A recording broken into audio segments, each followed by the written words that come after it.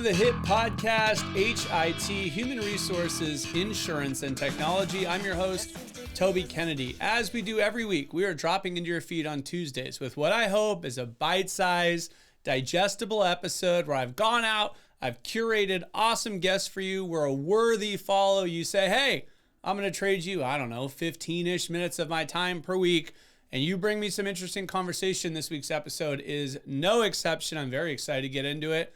And without further ado, this week's episode is brought to you by Montage Insurance Solutions, and we have on Andrea Vitz. Andrea, how are you today? I'm amazing. How are you? I'm really, really good. Thank you. But now I feel like I need to up it, because if you're amazing, I'm like, well, I'm amazing too. Like, what a great way to Thank you. Greet and say hi to people. Thank you so much for having me. I'm honored to be here. Yeah, awesome. Thank you so much. So, I think one thing maybe for the audience, just to sort of get an understanding of who you are and kind of what your expertise is, can you give me like a high level kind of tour of your professional CVs and how we got you into the virtual chair today? Absolutely. So I actually co-founded something called Lifted Academy, where we help leaders, seekers, and high achievers overcome impossible relationships, impossible workplace issues. We work with C-suite, we work one-on-one, we do group masterminds.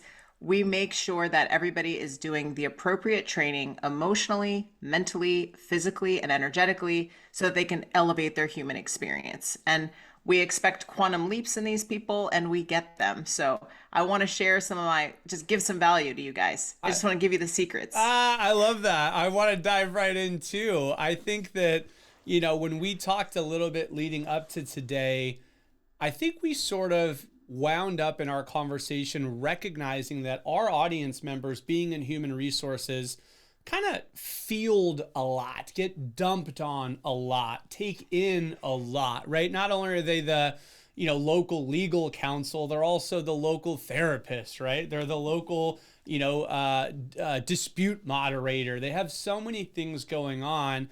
And you were like, Toby, the one thing I know is people, and the one thing I have expertise in is people. So I just want to kind of toss that as some background, throw to you, and just heat up your mic. Go. Thank you. Thank you. So yeah, I think of myself as a human expert. And the good thing about that is everywhere you go, there's humans. So, I've worked, right? I've worked over a decade with hundreds of people, specifically just in the emotional sobriety genre, but I've been a doctor for 20 years, and I've obviously have had 42 years of life experience with humans. And so I'm very lucky that I've been in the trenches with these people, hundreds and hundreds, if not thousands of people. And I recognize there's one secret that destroys relationships, destroys companies, rips us apart from the life that we choose to live. And that's emotional insobriety. And so most people are like, what are you talking about? Sobriety. Like, I don't want to talk about alcohol and drugs. And it's really not about that. I want to really redefine what sobriety is. And to me, sobriety is level-headedness, clarity, and peace, regardless of your circumstance. And so it's so important, specifically for your audience, like how can we help them get to a place of more emotional sobriety where they haven't been, they're not blindsided by other people's behaviors. They're not surprised or offended by them. They're able to have complete control over their emotional state, not because they're shoving it down, but because they've actually done the training and shifted their perspective so much to become the leaders of themselves. They control their own emotional state. Therefore, anyone can come to them with anything, and their emotional state won't be altered because of somebody else's. And that is to my definition of leadership. That's so important for a leader, actually. That's exactly where my head was going, because it reminds me of my mom, she flew for United for over 40 years, right? So God knows how many times she explained to people, you got to put on your oxygen mask first before you tend to other people. And I just think that this is kind of the thread we're pulling at. Absolutely. This is it. Yes. Our emotional state dictates the quality of our life.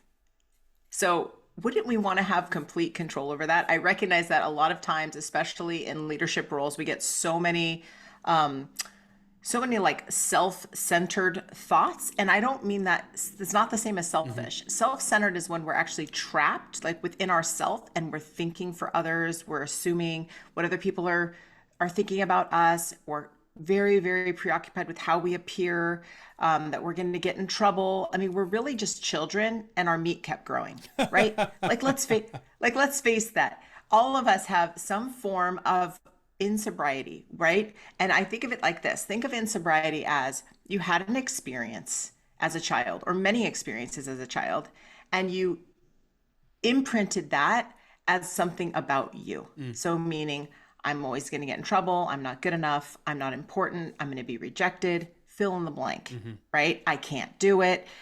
So once that belief is stuck inside of you, then what happens is you're flooded with emotion because of that belief. So everything you say to me right now, I could filter through that belief. It's like, oh gosh, I'm not good enough.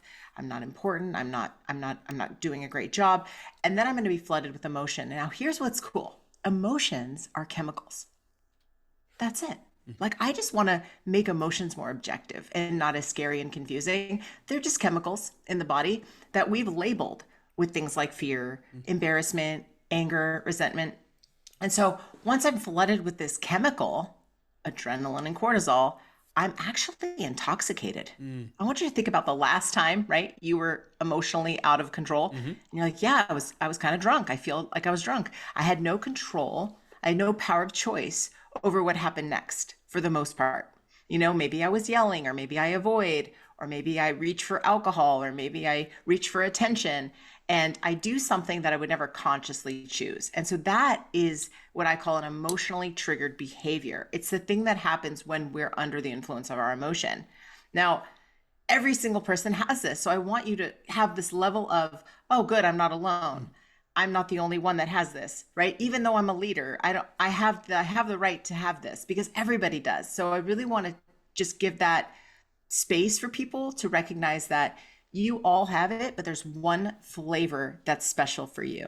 Like, what's your belief? What's your behavior that you use to protect yourself, right? Or to fight, or to be right? And what's your emotional addiction? Because like anything, when we have a chemical, we become addicted to it. So especially if you've been making this chemical your entire life, you can imagine how many training reps you've had in practicing making that chemical. Yeah, I think that's super fascinating. In fact, I remember one time I heard an expression that never left me, which was, there's no such thing as venting. You're training for the next time. So when you have something come upon you, and what you do with that is get angry, then the next time something comes upon you, it's going to be a little easier to get angry, a little quicker to get angry, right? Yeah, absolutely. Yeah. You are actually relying in that moment on a child's interpretation, because it's something you stored in your body and your brain as, this is what this situation means about me. And it's the child's interpretation from the past. And then we react to that. So really there's no real, there's nothing happening in our day-to-day life where we're emotionally dysregulated or offended or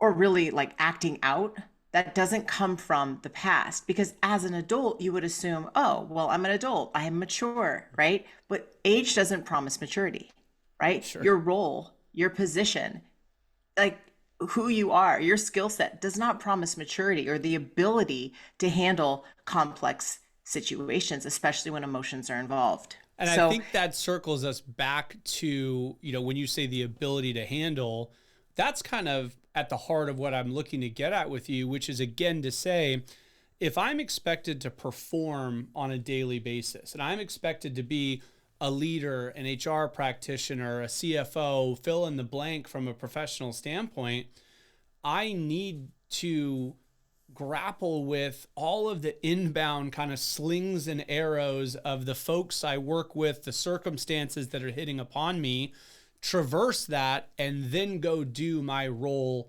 as effectively as possible.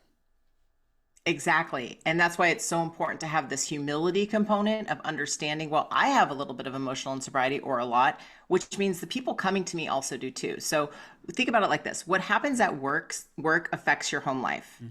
what happens at home deeply affects you at work, right? So think about that. You're fighting with your spouse, you have issues communicating with your kid, you may have addiction issues at home. The human experience is very common in that way. So let that be a binding thing whenever you're discussing something with somebody who's emotionally charged and you're staying balanced. You have a much greater clarity and ability to navigate and lead that person without conflict by making sure that they feel heard, that feel understood, and they're not embarrassed about their outburst, right? Most of us are so afraid that we're going to get in trouble if we have an outburst. But when somebody has an outburst in front of us, we actually can be the calm in the storm. Let it be easy. Let it be not a big deal. Calm their chemistry down. Now, all of a sudden, you're having a real conversation.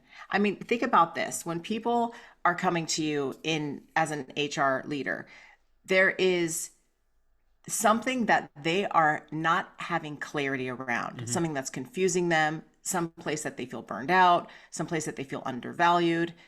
Maybe there's a quarrel with a coworker or with a boss. And your job in that moment is to be that calm in the storm and to be humble enough to commune with them on an equal basis.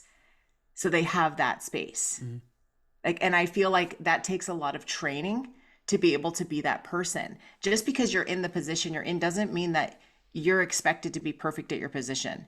And so you have to be able to invest in yourself and get yourself up to a training proficiency that you feel confident in any circumstance, no matter who comes to you. And yes, the venting of other people, that's a toxic environment by definition, because chemistry is, our emotions are chemicals. Chemicals are toxic. That's what we call toxic relationships. You're in a toxic environment with this person who's full of toxins. And so the sooner you can calm those toxins by hearing, listening, understanding, navigating them to the direction that you want them to go, find out why they're not happy. Most people don't have the clarity or the confidence to speak up. They're so flooded with emotion and confusion that they don't recognize, okay, well, why am I, they don't do the work. Why am I unhappy? Maybe I'm not being valued. Maybe I'm not being paid enough. Maybe I have problems at home. Maybe there's confusion about my role, or not knowing how to do my role effectively, or maybe I'm not being allowed to grow in my space. But they don't have that clarity and that confidence to come up and just communicate that to you. So oftentimes when we're not able to have conversations with people, we create conflict. And it's important to recognize that, if you have emotional insobriety, you're going to bring that insobriety to every single job, every single relationship. And you have to stop at some point and ask yourself, well, where in the past have I had this exact same feeling? Where in the past have I also believed I wasn't good enough that caused this feeling? Where in the past have I thought for other people or decided what they were thinking or doing without being clear in my communication? So as leaders, we have to be able to coach the people that come to us and say, hey, so let's get clear on this. What's really going on for you? And when they talk to you, it's going to be so obvious what's going on, what's underneath. You could pull that out for them, and now they have a conversation that they can have, in bullet points. Okay, great. Just say this. This is what we need to get to the bottom of.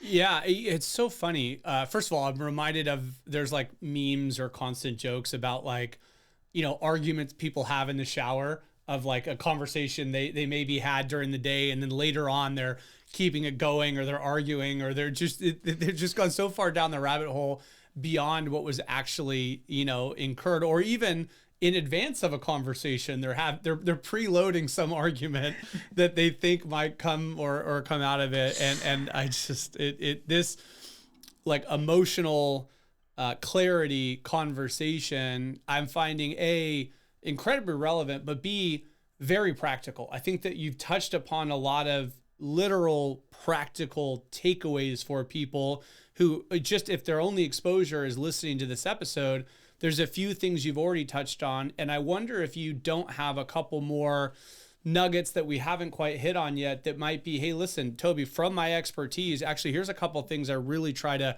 impart upon people or coach people. Yeah, when I'm brought in to speak, or when I work one-on-one with people or do workshops or masterminds, we always can find that underlying reason that people are unhappy, unfulfilled, etc. So as a leader, just taking that time to sit with somebody else and really find out, like, what are you actually feeling? What's the real feeling? It's probably not anger, right? It's probably embarrassment or sadness or a little bit of fear, right? What's behind that? Like, what actually makes you feel that? What do you believe is happening about you that's making you feel that? You think, what is it that you're not saying or not seeing, right? And giving people that opportunity to get real because you're calm, because you're interested is the easiest way to do that. I mean, there's so many things, like your company. Here's the thing. If you're an employee listening to this, your company wants you to succeed because your success is their success. If you are a leader, your employee needs you to see them and value them and needs to know that they can talk to you about anything. And a lot of times they need to be trained to know how to talk to you about anything.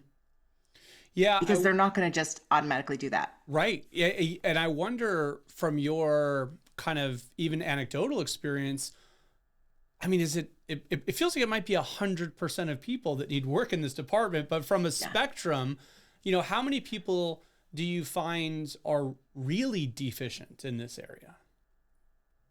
Oh my gosh, you're absolutely right. It is 100%.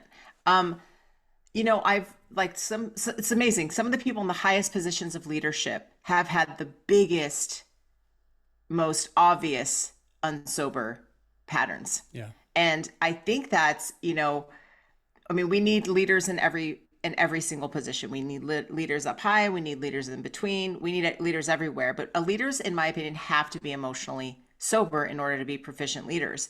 The leaders that I've worked with, they've struggled with childishness, defensiveness, judgmentalism, secondary addiction like alcohol and drugs, really common because they're covering up their insecurities, right? They've struggled with jealousy, they've struggled with dishonesty, and then they get themselves into these traps or these horrible situations where they now have lost good relationship with people. As we know, like retention in companies, it costs 3 times more to replace someone than it does to keep them. So we want to keep them. Well, and people don't quit their jobs, right? They quit their manager. That's kind of the joke or the comment. Yes. And so I think that giving leaders this opportunity to take responsibility for what they've done, give them an opportunity for redemption and to heal their culture in their company. I've done this with several people in their C-suite, the CEOs of companies, big companies, where they're like, no, I just need to run away. I just need to, drink more alcohol. I just need to do more Coke. Like, no, you don't need to do that. You need to get control of yourself and you need to do it in this way. In fact, one of my CEOs that I just graduated from training with me said this to me: because of working with you, I have greater control of my company because I have greater control of myself. Yep. Like, that is what we want you to feel like. We want you to feel like, wow, I have total control of me. I've already taken care of me. Yeah. I'm mentally and emotionally diligent with my health. I'm physically healthy. I'm energetically healthy. I'm doing all the things that I need to do to make sure that I'm mature, that I'm level-headed, and I'm peaceful. I'm emotionally sober because it allows me freedom. It allows me freedom from my past ways of thinking and being, right? So that I'm not overrun with harsh biochemicals of the past. I'm not continuously at the whim of my body's chemical cravings of, like you said earlier, we argue with people in the shower in our head while we're driving, because what we're doing is we're using a thought to sustain our chemical state of anger, offendability, our belief that it's unfair, instead of just taking full responsibility of that. I mean, I think what's important is that we recognize every problem has a solution, that we can let emotions be easy. And it's like, we're all on the same team. I love that. One of the expressions I try to keep at the forefront of my mind, admittedly, I borrowed it from my personal life, but it works in business, is when I really try to frame things with the people on my team that it's us versus the problem. It's not me versus you.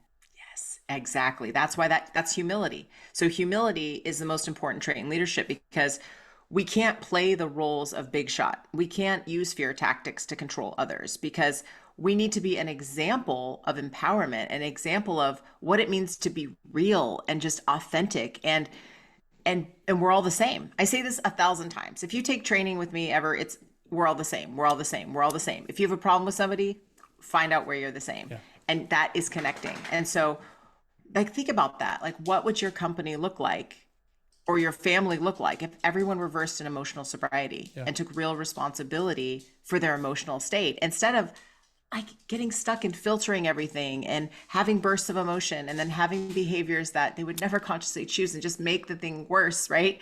So like having that freedom, if our emotional state dictates the quality of our life, then you don't want to put that your emotional security in somebody else's hands. They're not qualified. Yeah. They're not qualified, right? Yeah, totally. There's one word that we haven't used yet at all in this conversation, but as I think about leaders and I think about leadership, I wonder your thoughts on if much of this is tied to the old ego. Yes, right. Well, our self beliefs come from the ego, and often you can. I call it the intoxicated identity.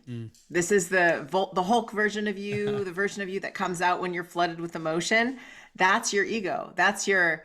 I have to defend the way that I appear. I have to be right. I have to be liked. I have to be important. I have to be understood. That's that little child Yeah. who didn't have those things when they were younger or interpreted their childhood to mean that about them, Yeah. right? Because it's also super important to recognize that our ego or our intoxicated identity is super abusive. It's all of us are abusive in some way. And so finding To your ourself, emotionally you mean? triggered behaviors and everyone, Yeah. because think about this. If I behave radically and childishly toward you or defensive toward you, it might just seem like really subtle, like sharp. That's abusive. Like that's really rude. I'm attempting to control your emotional state so that I can control you in that moment, even though it's not conscious. So it's really hard for people to swallow that pill of like, oh my God, I have been abusive in my life. I have been dishonest. I have hurt myself. I have hurt others. And that creates that more humility that I believe is the most important trait as a leader. So I was going to yeah. say that so much of this conversation, it makes me think that there's a sizable percentage of growth that happens literally just from awareness. Like just us having this conversation in the first place makes me think about things a little bit differently. And I almost think that like awareness ends up being a really key, if not a first step, certainly a major initial step. I love that question because that's a huge teaching point for me. Just tee it up, right? So you're saying awareness is a huge step. It's something that automatically leads to growth, but it's the first step. It's the first step. You can't edit what you won't look at. And so that means if I have awareness, I can see what's going on in my life, but how do I change it? In fact, sometimes when we become more aware, we actually get more helpless and hopeless around it because we don't have any lever to pull on. We don't know how to shift it. So I always teach it as this, the 4A formula: awareness, acknowledgement of what you've uncovered, action to actually change it, and application over time. So doing reps over and over. We have to get control of our chemistry, not just emotionally speaking, you guys, nutritionally, everything. Sleep. Yeah. Take the disruptors out of your life. If I'm going to give you guys a really quick, I hate the word hack, but I'm going to use the word hack. If you want to have radical change in your emotional state without doing any training, remove the disruptors from your life. Alcohol, coffee, right? I've never had a cup of coffee in my life, by the way. You're looking at me tight. I'm a tea guy. It's still probably the same, but. Yeah, caffeine. Let's just call it caffeine. Yeah. Marijuana, nicotine, remove it. Yeah. Get it out. Give yourself that detox and notice how your chemistry changes, because our chemistry is brought on by our body just making it on its own because it's so used to it, because we've trained it to make it that way. And it also comes from thought or our interpretation of an event, which is a thought. So for example, you could wake up in the morning and have a panic attack. Well, how's that possible? Nothing's happened yet. Well, what's happened is you've made adrenaline in your sleep. Your body matches it with the thought when you wake up.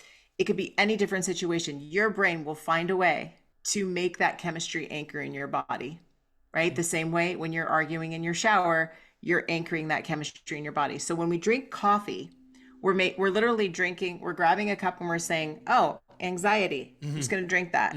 Now I can match that with a thought all day long. Yeah. And then when I start calming down, I can go have more. Yeah. And same with alcohol. It's going to give you a depressant state. You're going to feel sad, lethargic, dehydrated, and you're going to match it with a thought and blame it on that. Okay. So that's the first step I would do, is take those out right now. Yeah.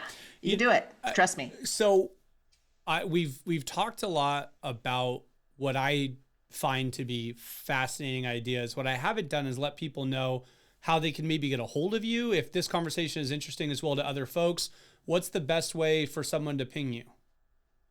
Oh, they can email me, Andrea at liftedacademy.com. Perfect. And I could also give you my Talkadot survey for some people. If they found that useful, if they have any questions, they can always do that. I'll give that to you to post. That's perfect. Sure. Thank you so much for this conversation. Thank you for what I thought was a glut of pearls of wisdom, of really, really great stuff. That's all the time we have on this week's episode. Thank you so much for joining us. Join us next week. Join us every week. And until next week, make this the best week yet.